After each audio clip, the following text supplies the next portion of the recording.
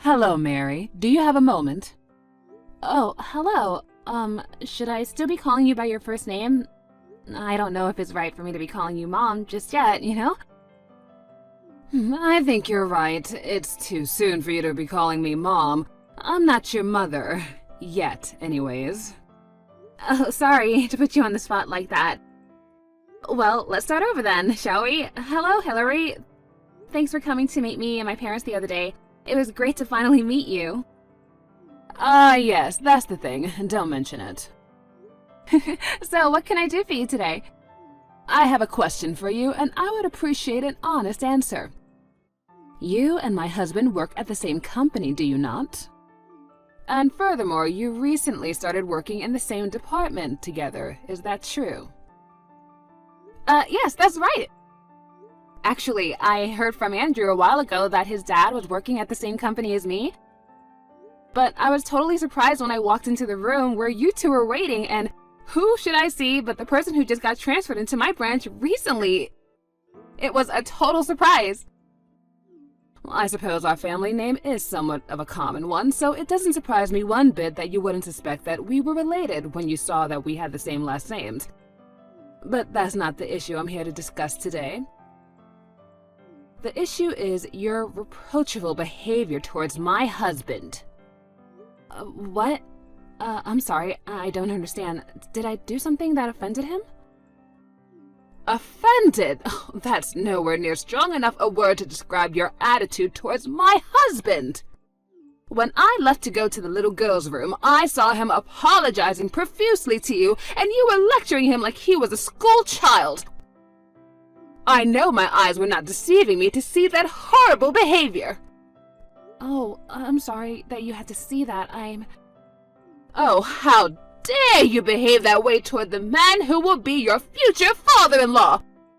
And not to mention, he's been with the company far longer than you have. He must be well above your rank, obviously. And in spite of all that, you were behaving like you were his superior. How shameless of you. I bit my tongue at the time out of concern for my son's feelings for you, but I cannot contain my anger any longer. If you're willing to apologize to me right now for your awful behavior, I'm willing to overlook it. But if you don't, then I withdraw my permission for you to marry my son and my blessings on a happy wedding. Are you serious? I am very serious, and I will not accept any excuses from you, Mary. Either apologize to me, or you can forget being a part of this family. Okay, just so you know, we were actually talking about something to do with work that day. And in your husband's position, really the only appropriate thing to do would be to apologize. Excuse me? Really, it was kind of a surprise for me too when he suddenly started acting like that. I told him it was okay and that he didn't need to apologize so much, but, you know, he just kept going. And I wish I could give you more information on what really went down, but like I said, it's company internal matters, so I'm contractually not able to divulge any information to uninvolved third parties such as yourself, ma'am. Oh, don't talk to me with this legal jargon. What do you mean, internal matters? I mean exactly what I said. It's a company matter, and since you're not involved, I'm not able to discuss it with you. I get that you'd like to know more about what happened, but please understand that I cannot tell you any more than I've already have. I have absolutely no idea what you're talking about. But in any case, it seems like you have no intention to apologize to me. It's like I told you, I'm not the one who has anything to apologize for. I see. So you have no remorse for treating your soon-to-be father-in-law. So be it. I will not allow you to marry my son, and the wedding is off! I don't think you're in any position to make that call, Hillary. I think this goes without saying, but the fault in the situation lies 100% with you, Mary. As such, you'll be responsible for paying for all of the venue cancellation fees. I'll be contacting our lawyer very shortly, and we'll be suing you for that and for the pain and suffering that you have caused this family.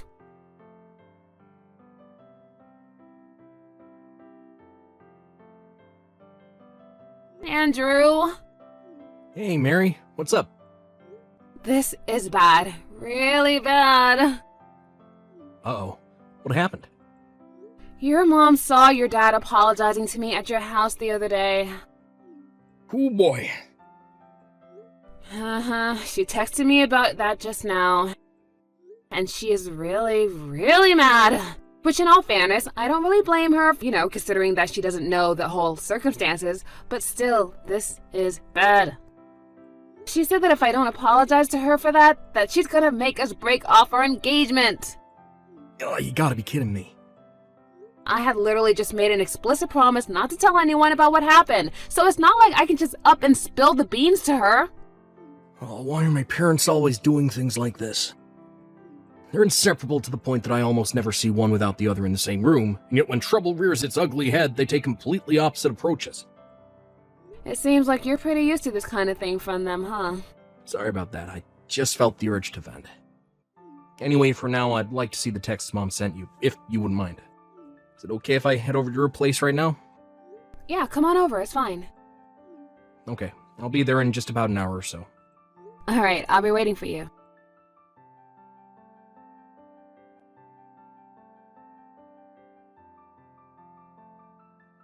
Hello there, Mary. Have you prepared yourself for the impending breakup with my son? I haven't heard a thing from you ever since I gave you my ultimatum. So now I'm forced to message you like this. I grow more disappointed with you by the day.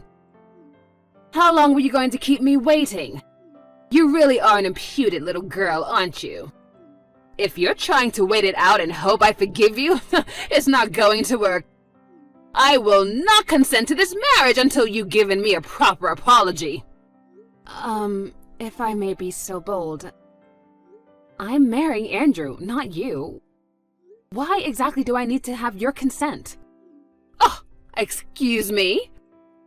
I doubt that Andrew would want to break off our engagement because I won't apologize over a situation in which I did nothing wrong. And frankly, I'm perplexed that you would simply assume that I was in the wrong rather than talking to your husband and finding out what actually happened. That's very immature of you. I'm at a loss of words for you, Mary. To think that you would speak in such an uncivilized manner to the mother of the man you're hoping to marry! Hoping? Yes, hoping! I haven't opened up my consent for you just yet, have I? Oh, I must have missed where we established that I even needed your consent. You little— Stop interrupting me! I'm giving you the lecture that you deserve right now! Oh, right. By all means, go ahead. If a family were like a company, then the mother-in-law is like the superior and the daughter-in-law is the subordinate. And subordinates are supposed to listen to their superiors, correct? If you were to fuss and fret and whine over an order your superior at the company gave you, well, how do you think that would go? Obviously, no superior would stand for that sort of subordination. You would be punished severely, and you would be demoted. Your pay would be cut, you'd be transferred, and your professional life would be finished. Surely even someone of your intellectual capacity could understand what I just explained. Yes, I understand perfectly. So I take this to mean that if someone at a real company actually was repeatedly insubordinate to their superior, then you'd have no issues with that subordinate receiving those type of punishments you laid out, correct? Exactly. Subordinates should know their place. A subordinate who does not and openly disrespects his superior should not go unpunished. Hillary, you are so smart, and I agree with you. Alright, that settles it. Looks like your husband is getting transferred. What? Technically, the final call isn't mine to make, but you should probably operate under the assumption that it's going to happen, so I think you should start preparing accordingly to this. Wait, what nonsense are you talking about? You know, I'm sure you're about to become very busy. Since you're going to be moving soon, you should probably start looking for a new house or an apartment, as soon as you get the word of where he's being transferred to.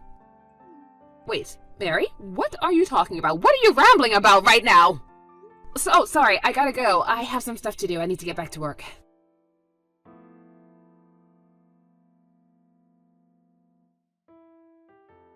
Hello there, Mary. It's been so long since we've seen each other. Would you like to come over and have some afternoon tea with me someday soon? Maybe tomorrow.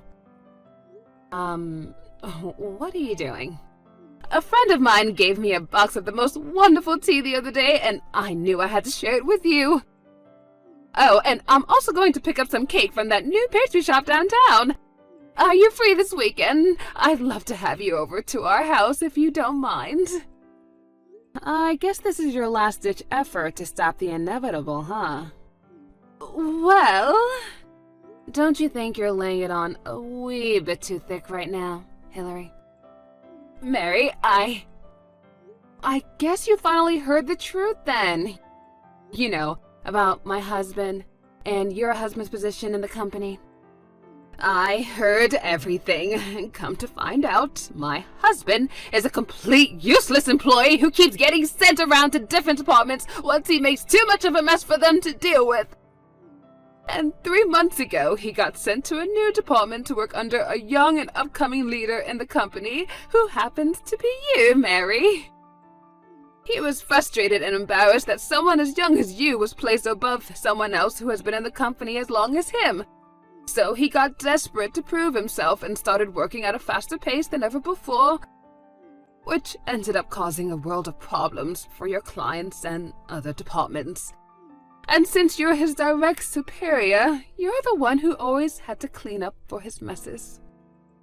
Yeah, that just about covers it. So the reason he was apologizing that day when you came over to meet my parents and I was because he was so shocked to learn that his son's fiancée was none other than the boss he had been causing so much trouble for at the office. And he was desperate to keep you from finding out about what a total disaster his career has been. He was begging me not to tell you that I was his boss. And I had to stop him from getting on his knees and begging me, and that's probably why you thought that I was lecturing him. So you weren't lecturing my husband, you were just trying to get him to maintain his dignity. Oh, and by the way, I guess he was counting on Andrew taking his side and helping to convince me to help him out. He was all like, "You're a man too, son, aren't you? You must know what sort of position I'm in." But Andrew wasn't going for it at all. He just let out a huge sigh and walked out of the room. I see. So that's what happened. I've always been the type to have a pretty solid separation between my work life and my private life. And since our relationship at work would probably only serve to cause problems between us as a family, I didn't have any intentions of bossing him around outside of work. At first, anyway. Then I found out what your husband had been doing at the office ever since he found out I was marrying Andrew. He's been name-dropping me at the company and trying to get other people to give him credit for their work. Like threatening to get them fired if they didn't do as he demanded. He did. I received multiple complaints of that nature from multiple employees in my department. So I made a report of my own to my superior. And as a result, it's been decided that your husband is getting transferred to a branch in, well, the middle of nowhere. Oh no. Oh yes. And you know, you should be grateful, honestly. Most people who screwed up as bad as your husband actually would just get fired for everything they've done. And I bet the only reason he didn't was because the CEO took pity on him. He didn't want to just kick a man your husband's age on the curb with no future employment prospects. Mary, isn't there anything you can do about this? Sorry, Hillary, but the decision is already out of my hands. What's done is done. So no, I'm afraid sucking up to me now isn't going to get you anywhere. You'll either have to move out into Nowheresville with your husband, or make him go by himself while you stay here alone in your house. This can't be happening! I suppose there is a third option. You could always divorce him, but that's about all you have in terms of options when you really think about it. I can't do that! I haven't worked in years, and I can't get divorced at my age! Okay, well then you're just going to have to talk to your husband about this. What you do from here on out is an issue between the two of you that has nothing to do with me. Wait, I've got it! I know how we can make this all work out. Oh, really? Okay, let's hear it. I'll give you my permission to marry Andrew, and you can move in with us. And if you do that, then I'm sure that everything will work out, whether I divorce my husband or he moves away by himself. That is definitely not happening. Why not? Andrew has been pretty firm since day one that he did not want to move in with you at any point in the future. And I'm respecting my future husband's wishes. But I'm sorry, Hillary, but I really don't see the point of continuing this conversation. I'm just going to keep repeating myself at this point. Mary, please! I'm signing off now.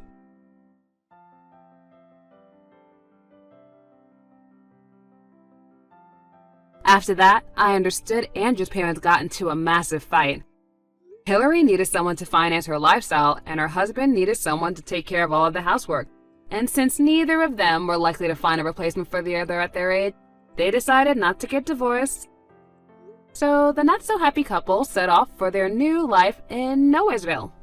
However, it didn't take long for her husband to screw up big time, no surprise to anybody, again, in his new post. And this time, they actually were fed up and let him go.